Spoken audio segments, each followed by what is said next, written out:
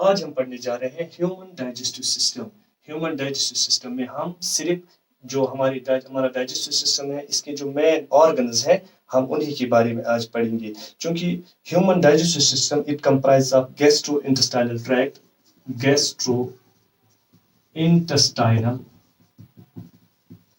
Tract और इसके साथ जो दूसरे एसेसरी ऑर्गन्स हैं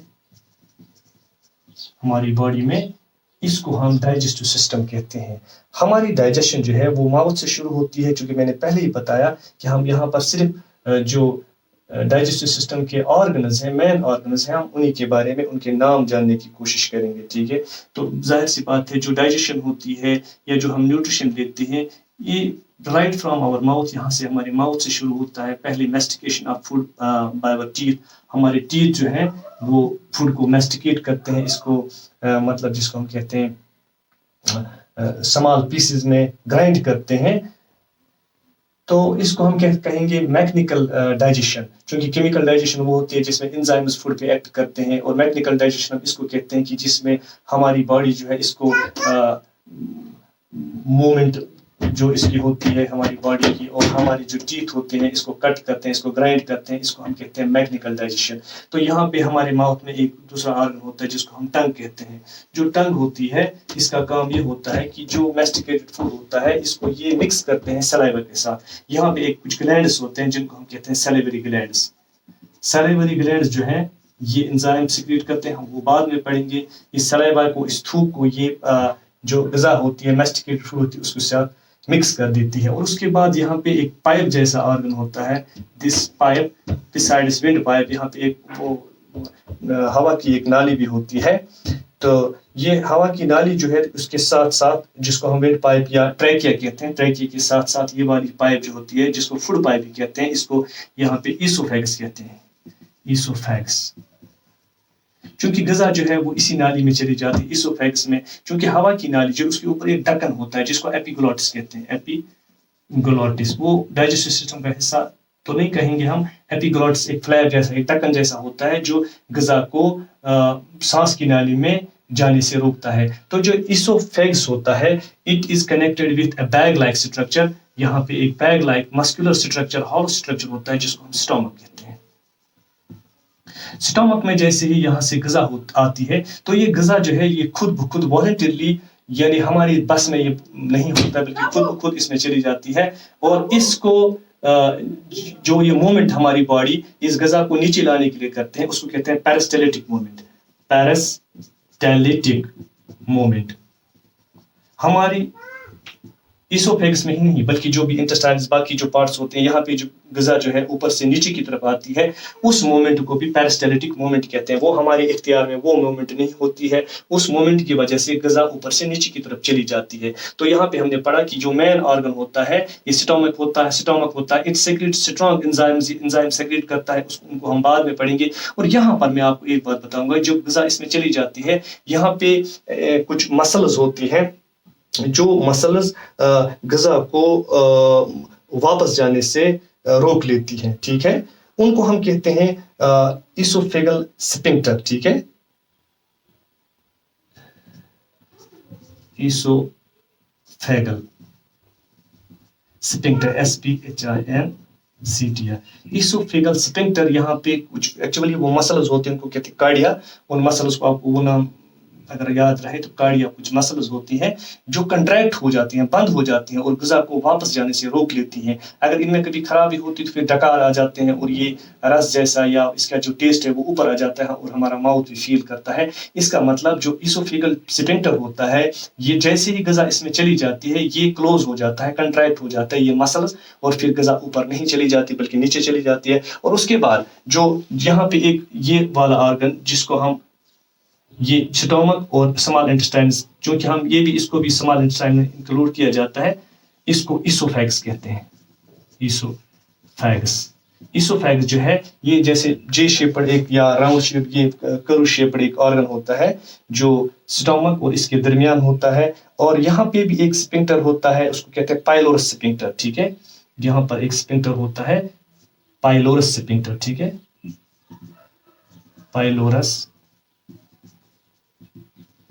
स्पिंक्टर का मतलब ये होता है ये यहाँ पे क्लोज हो जाता है और खुल जाता है, कंट्रैक्ट रिलैक्स, जिस तरह हमारी बॉडी इसको डिमांड करती है, जो हमारा सिस्टम जो है इसको डिमांड करता है, उसी हिसाब से ये कंट्रैक्ट और रिलैक्स होता है, इसको कहते हैं पाइलोरस स्पिंक्टर। फिलहाल आप इतना याद रखें कि ये स्टोमक है, जो मेन ऑर्गन इसोफेगस है, और ये ड्यूडिनम है, और ड्यूडिनम के साथ जो दूसरा पार्ट है उसको हम ड्यूडिनम भी कहते हैं। ड्यूडिनम के साथ ड्यूडिनम, दूसरा पार्ट जो इसके बाद का उसको कहते हैं ड्यूडिनम, और जो लास्ट वाला पार्ट इसी का होता है उसको कहते हैं ज्यूजिनम, उसको कहते हैं इलियम। हाँ, इलियम। फिलहाल आप ये याद रखेंगे कि इसोफेगस के बाद जो ये फोल्डेड जो ये इनको कहते हैं स्मॉल इंटेस्टाइन, छोटी अंतड़ियाँ, ये बहुत लंबी होती हैं, लगभग इनकी लंबाई जो है ये स्मॉल इंटेस्टाइन्स इनकी लंबाई लगभग 6 to 7 मीटर्स होती है, आप खुद अंदाजा कर सकते हैं, और ये भी हमारे डाइजेस्टिव सिस्टम का एक अहम पार्ट है। और दूसरी अहम बात जो है, यहाँ पे और एक ऑर्गन होता है जिसको हम कहते हैं पेनक्रियाज। ठीक है, पेनक्रियाज की बहुत सारे, क्योंकि ये वो ऑर्गन है जो एंजाइम्स भी सिक्रेट करता है और हार्मोन्स भी सिक्रेट करता है। फिलहाल आप इतना याद रखिए, पेनक्रियाज जो इंसुलिन भी रिलीज करता है, ठीक है ना, एक हार्मोन रिलीज करता है, और इससे कुछ एंजाइम्स भी रिलीज होते हैं जो डाइजेशन में मदद देते हैं, उसको हम कहते हैं पेनक्रियाज। क्योंकि हम यहाँ पे सिर्फ ऑर्गन्स के नाम ही पढ़ते हैं जो डाइजेस्टिव सिस्टम के पार्ट हैं, तो पेनक्रियाज जो है ये भी एक अहम डाइजेस्टिव ऑर्गन है जो बिल्कुल नीचे इस स्टोमक के लगा होता है, जिसको उर्दू में शायद लबलबा कहते हैं। तो उसके बाद यहाँ पे और एक अहम ऑर्गन है जिसको हम कहते हैं largest gland of the body, यानी जो सिक्रीशंस हमारी बॉडी करती है उसमें से बड़ा सेक्रेटरी ऑर्गन या जो जिसमें सेक्रीशंस होती है, ये बाइलोबल स्ट्रक्चर होता है, जिसको हम उर्दू में जिगर कहते हैं और अंग्रेजी में हम इसके लिवर कहते हैं। लिवर जो है it is the largest gland of our body. Liver जो है इसका काम होता है ये बाइल सिक्रीट करता है, और फिर लिवर में जो बाइल सिक्रीट होता है वो यहाँ पे एक छोटे से थैले में या बैग में रिजर्व हो जाता है, जमा हो जाता है, जिसको हम गॉल ब्लैडर कहते हैं। गॉल ब्लैडर,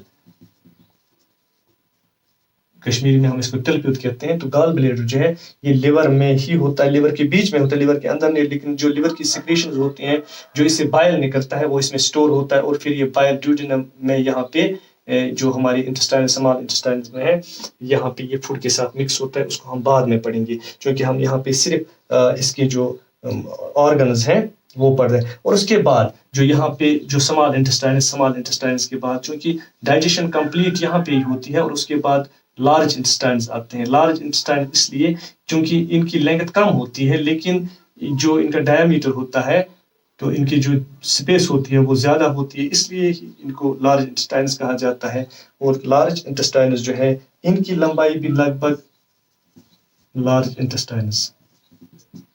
इनकी लंबाई लगभग अगर हम फीट्स में करेंगे तो 6 फीट तक होती है। ठीक है, तो लार्ज इंटेस्टाइन जो है इसके भी अलग अलग हिस्से हैं, जैसे इसमें कोलन आता है, पहला वाला हिस्सा उसको कोलन कहते हैं। ठीक है, ये वाला हिस्सा जो ये वाला हिस्सा इसको कोलन कहते हैं।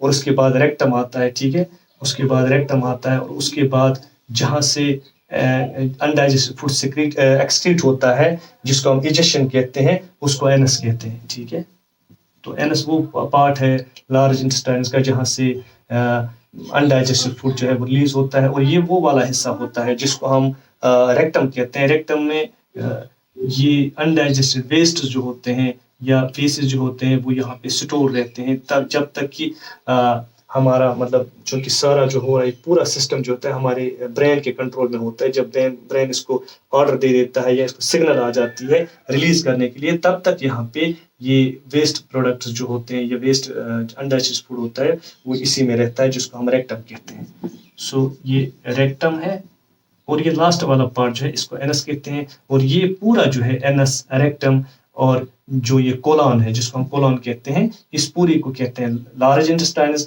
और दूसरी अहम बात आप याद रखोगे, स्मॉल इंटेस्टाइन्स में ड्यूडिनम, ठीक है, या इलियम जो अभी मैंने लिखा था, ये सब इनको हम स्मॉल इंटेस्टाइन्स कहते हैं। तो इस तरह आप जब ये जहन में रखेंगे कि हमारा डाइजेस्टिव सिस्टम जो है इसकी जो मेन ऑर्गन्स हैं, ٹھیک ہے، جن کا مین رول ہوتا ہے انزائم سیکریٹ کرنے میں یا غذا کی جو ڈائجیشن ہوتی ہے اس میں. تو اس پورے سسٹم کو ہم ڈائجسٹو سسٹم کہیں گے، اور یہ ڈائجسٹو یا ہماری جو ڈائجسٹو سسٹم اس کے جو یہ مین آرگنز ہیں. ٹھیک ہے، تو اس کے بعد ہم پڑھیں گے کہ کس طرح جو مختلف جو آرگنز ہیں ان کا کیا رول ہے ڈائجیشن میں، یا جو ڈائجیشن آف فوڈ ہے اس میں ان کا کیا رول ہے، وہ ہم دوسرے ویڈیو میں انشاءاللہ پڑھیں گے.